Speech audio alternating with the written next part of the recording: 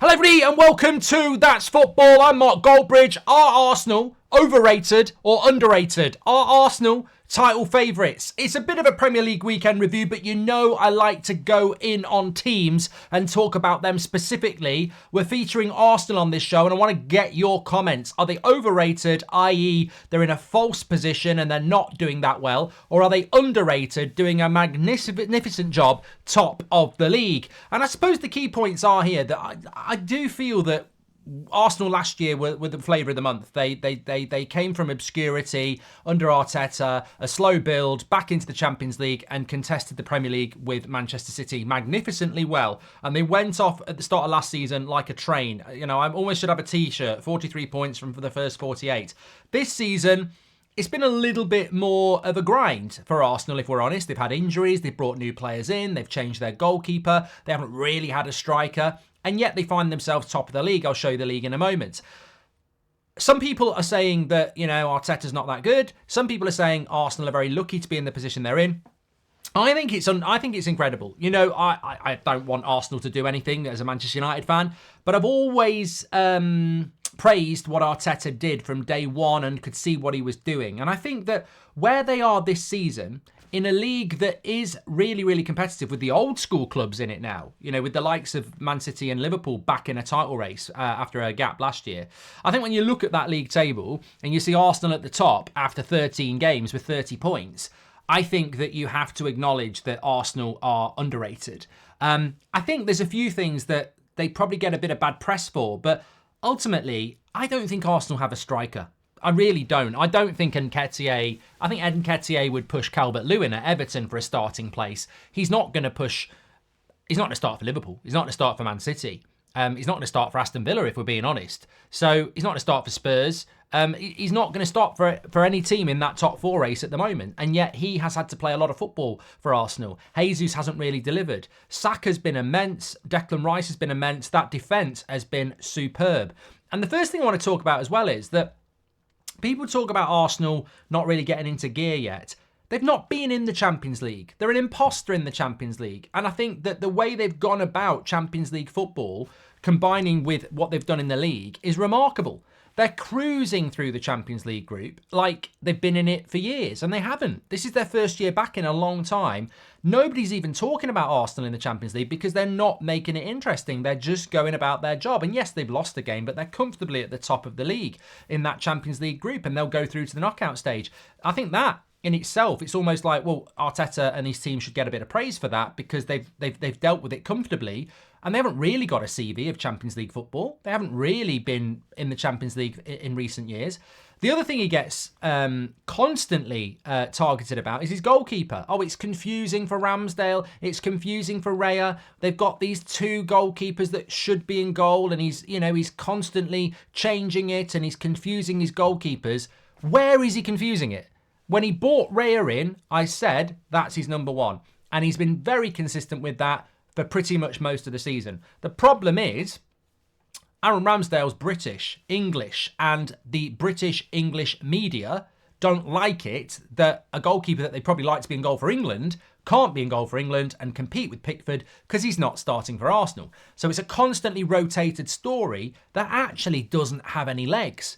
Ramsdale has been confined to the reserve goalkeeper role. That's fine. Arteta's not done anything wrong. He's changed his goalkeeper for somebody he wants in goal, and Ramsdale's been put on the bench. There is no rotation. There is no confusion.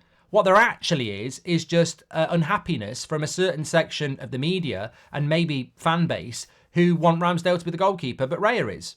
If you look at what Arteta's done, he's consistently, the majority of the time, gone with Raya. So I don't think that's something to have a moan about. And also, Arsenal's defence is magnificent this season. Absolutely magnificent this season. And that is why they are where they are. They may not be firing goals like they were last year, but defensively, they're rock solid. And Brentford's a hard place to go. They get the late winner with Havertz, which everyone talks about, but actually they cleared the ball off the line twice. They got a clean sheet. It's those clean sheets that keep you in the game away from home to give you that opportunity to go and win it. And look, I remember watching Arsenal at the start of the season. They weren't particularly, good against Forest at home, but they found a way. And I think that Arsenal at the moment are very, very dangerous in this title race, dependent on what happens in the new year. But you look at the next two games, Wolves at home and Luton, you'd expect them to win that. They're top at the moment. Are they title favourites? Of course they're not. Manchester City have to be the favourites. Let them have the pressure. They're the best team in the world. They've just won the treble. But Arsenal are in a good place. They beat Man City as well. That's what they couldn't do last year. So I would think, as an Arsenal fan, I would be looking at this and going, we're very happy with what we're doing. There is room for improvement, but we've grinded out a way to be top of this league and we can play better. I still think the midfield is still a little bit imbalanced. The front three is still imbalanced, but the back five is giving them that stability with Declan Rice to grind out these results. And with people like Saka in the team and Odegaard, you've still got that creativity to find that moment. What I would be doing as an Arsenal fan, and it's this as an Arsenal owner, and it's the same thing I'd be doing at Newcastle, Manchester United, Aston Villa, Spurs. You've got to use that January transfer market. The closer we get to the January transfer market, the more impactful I think it is. If Arsenal had Erling Haaland, they'd win the league. But so would Liverpool. I don't think, Man City aren't winning the league because they've got Erling Haaland. What I'm saying is, Erling Haaland in an Arsenal shirt, they'd win the league. Because with what Arsenal have got, and then a striker like that, it would take them to the next level. What Arsenal need to try and do is find a solution to that in January, because if they're going to go with what they've got, it probably won't be enough.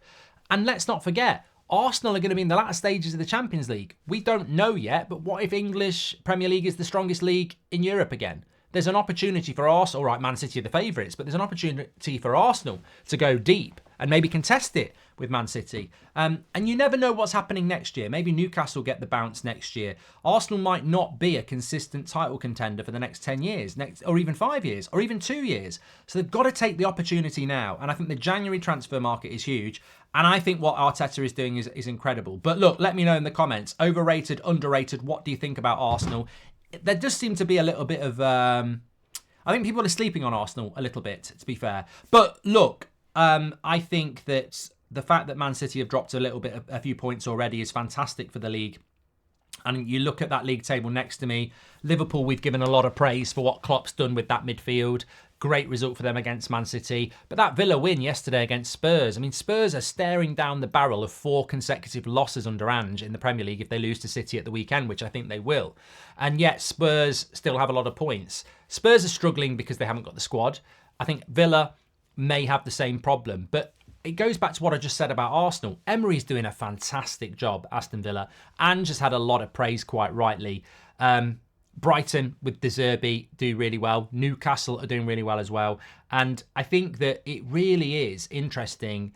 We talk about the January transfer market like it's an opportunity, and it is. But how much is actually available and how many clubs need to do stuff? Arsenal need to do stuff. Villa need to do stuff. Spurs need to do stuff. Brighton needs to do stuff. Chelsea will probably want to do stuff. Maybe Man United want to do stuff. There is so much that can be done in the January transfer window, but it depends on what's available and the appetite of those clubs. But I think for the first time in many years, so many clubs are on the cusp of success. And I think it will come down to the January transfer window. We've already seen how many injuries people have had. But also, just look how clogged it is. We're only separated by 4 points between 5th and top. And all right, Villa and Tottenham aren't going to win the league, but 4th place for them would be huge. Now, if I'm the owner of Aston Villa or I'm the owner of Tottenham, and I'm thinking we're playing well. We're competing against everybody. My biggest concern is injuries and loss of form. If I put a couple of good players into that team, we could be playing Champions League football next year, and the Champions League's massive. And then we can spend again in the summer. This is not a normal season. That January transfer window is massive. I think for Arsenal, if they can get a striker, it could be huge. I don't know whether they can. But I think for other clubs as well, it's not about it would be nice to buy in January. I think it's like the difference between potentially getting Champions League football and not. And when you look at the job that Emery, Arteta, De Zerbi, Ange have done, I'm sure fans would agree with me, but owners should agree. These managers have earned the right to go for it in the second half of the season. Will they do it in the January transfer window? We'll have to wait and see. Let me know about that. If you do support those clubs or not, let me know who you think will be active in January and what sort of players you think are actually available, because it's one thing having the money. Are people available? Smash a like on the video. Give me your thoughts on Arsenal. I'll speak to you on the next one.